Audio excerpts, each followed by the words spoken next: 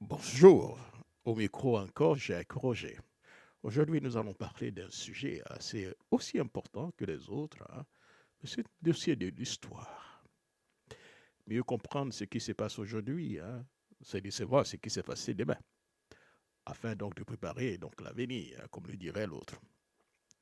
Le grand dossier de la République, 22 ans après, où en sommes-nous avec le dossier de l'assassinat de Bala Keïta? Qui a donc assassiné Bala Keïta? Il y a eu beaucoup d'enquêtes et surtout des écrits.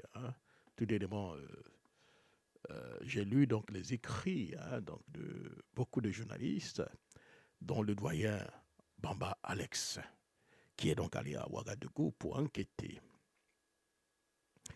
L'assassinat donc du docteur Bala Keïta, réfugié politique ivoirien, a été assassiné le 1er août 2022 à Ouagadougou. Selon des informations, serait donc une femme. L'assassin serait donc une femme. Selon une déclaration du procureur général après donc de la cour de Ouagadougou, Aboulaye Bari. Donc, 3 semaines d'enquête donc de la police et de la gendarmerie ont révélé qu'il y a de fortes et de très fortes chances que Bala Keïta ait été donc assassiné par une femme. La dernière personne qu'il a donc reçue en visite peu avant son assassinat.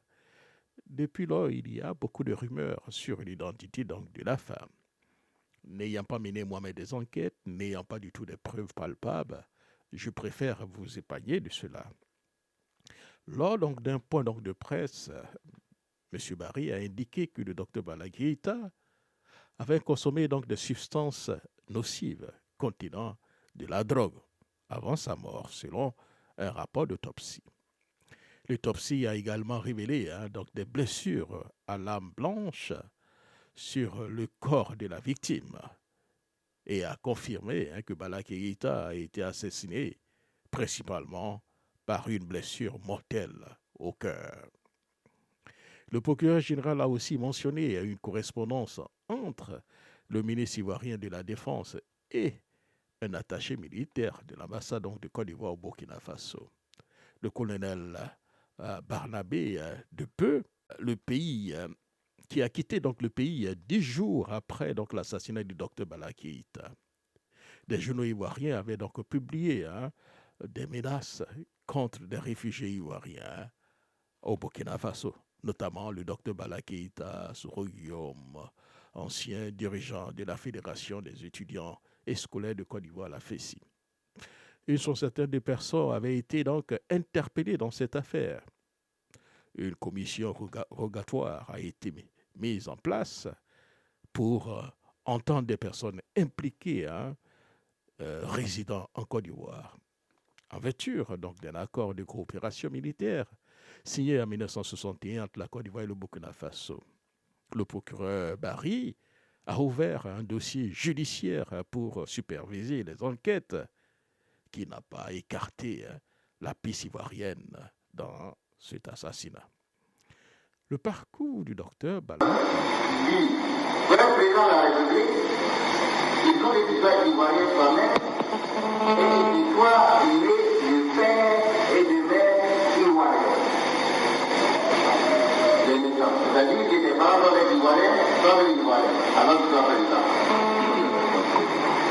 Au Burkina Faso, pour le président de la République, il faut être burkinabé, son père et sa mère doivent être burkinabés, et nous doivent être donner des parents burkinabés. C'est-à-dire deux générations.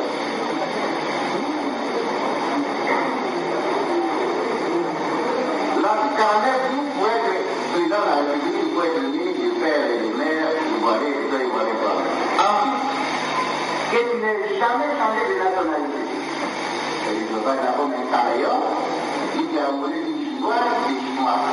Le lendemain, il dit qu'il juif, des juifs. Après, il dit maintenant, un Ouamet, c'est le Ouamet. Après, c'est ce mot, c'est ce mot. Non, il faut que tu sois jusqu'à la nationalité, tout le temps. Et ensuite, il faut que pendant que tu poursuives pour être président de la République, tu n'aies pas quitté le pays pendant 5 ans. C'est-à-dire qu'il faut que tu connaisses le pays. le cas président d'un pays que tu ne connais pas. Par exemple, à la fin, il n'est pas possible d'avoir. Il est quand même tout ça de l'autre.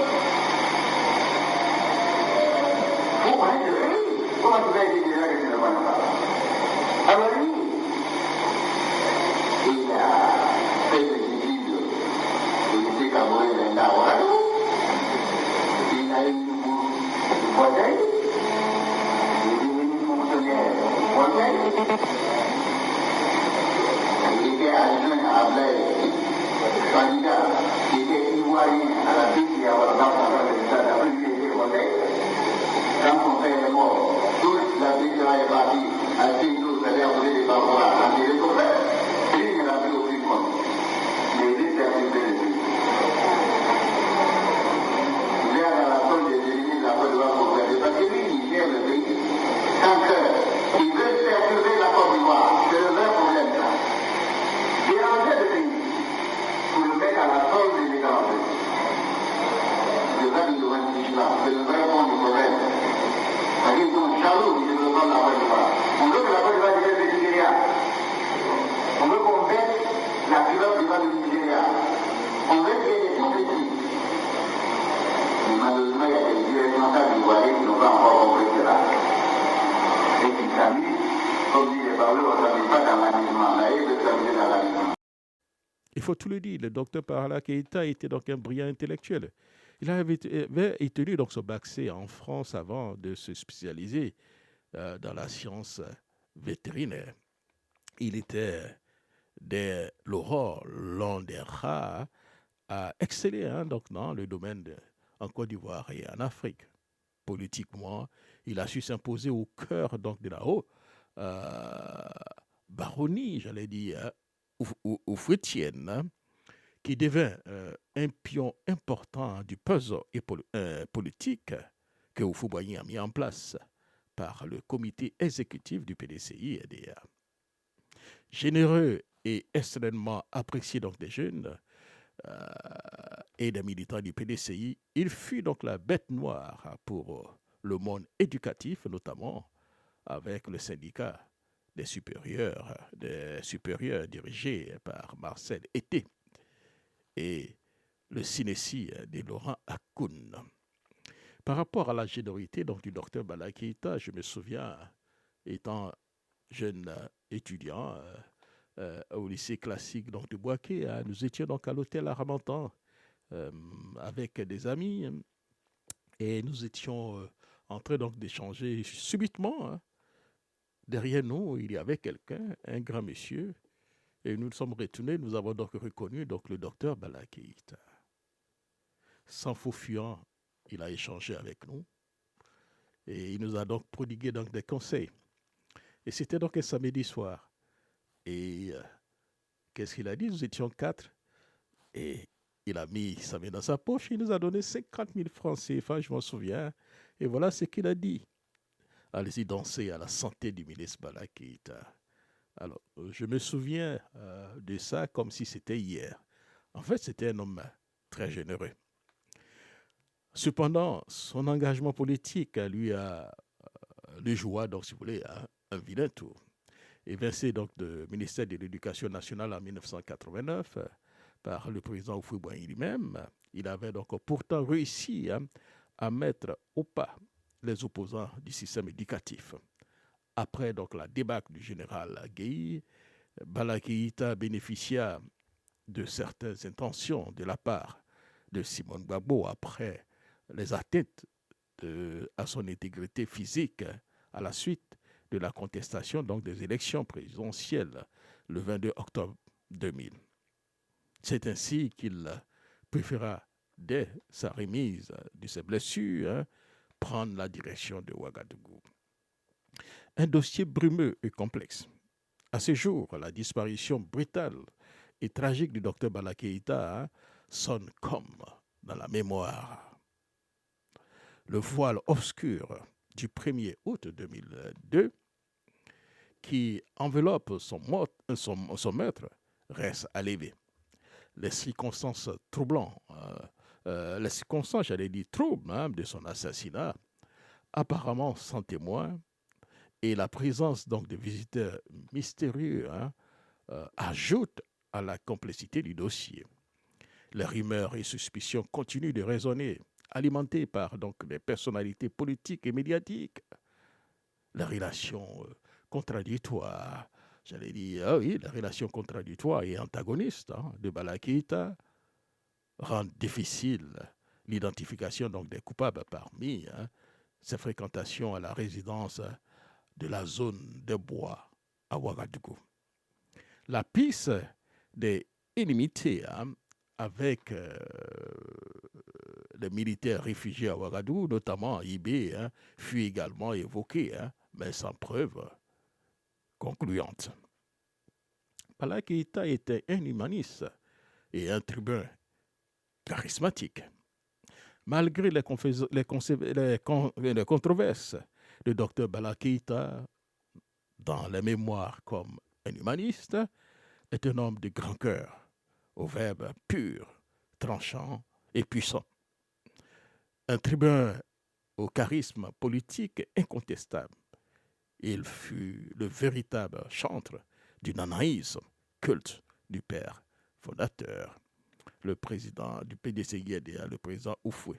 Époux de Marie-Thérèse Assita Bokoum, la fille de l'ambassadeur Amadou Bokoum, il était estimé pour sa dignité et sa croyance inébranlable en Dieu.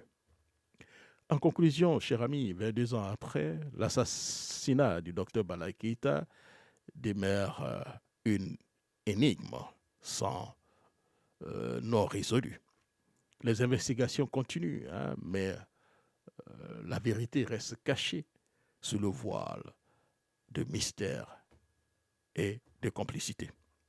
Pour comprendre toute la crise qui frappe en Côte d'Ivoire, il est essentiel de percer le mystère de la mort de Bala Keïta. Ceux qui ont conspiré pour sa mort sont donc à la base des difficultés de notre pays. 22 ans après, l'assassinat de Bala Keïta demeure donc un énigme non résolu. Les investigations continuent, mais la vérité reste cachée sous un voile de mystère et de complicité. Que la justice fasse la lumière sur ce crime et rende hommage à l'homme et aux politiques qui étaient Bala Keïta. C'était donc Jacques Roger. Merci beaucoup, Nana Bala Keïta. Il nous a beaucoup marqué. Je me souviens de l'hymne national qu'on chantait dans les écoles et à la fin, vive le PDCI-EDA, vive la Côte d'Ivoire, vive Nana Oufo-Boigny. Je m'en souviens comme si c'était hier. Shalom, docteur Bala Keïta.